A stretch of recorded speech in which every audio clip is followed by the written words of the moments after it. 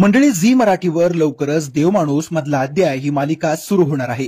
किरण गायकवाडची मुख्य भूमिका असणारी ही मालिका पुढील महिना म्हणजेच 2 जून पासून सुरू होईल. त्यापूर्वी झी मराठीच्या 2 लोकप्रिय मालिकांनी अखेर 25 मेला प्रेक्षकांचा निरोप घेतलाय.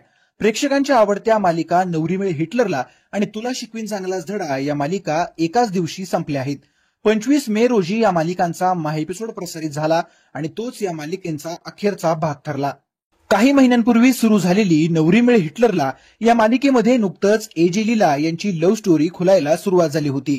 परंतु अशातच या मालिकेनं निरोप घेतल्यामुळे प्रेक्षक मालिकेवर प्रचंड नाराज आहेत.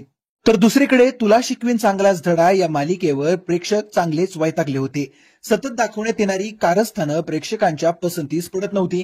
त्यामुळे प्रेक्षक या मालिकेला कंटाळले होते. त्यांच्याकडून मोठ्या प्रमाणामध्ये मालिका बंद करण्याची मागणी होत होती. अखेर या दोनही मालिका संपल्या असून त्यांचा गोड असा शेवट करण्यात आला आहे. या मालिका संपल्यामुळे झी मराठीवर 2 नव्या मालिका देवमाणूस मधला अध्याय आणि कमळी लवकरच प्रेक्षकांच्या भेटीला येणार आहेत.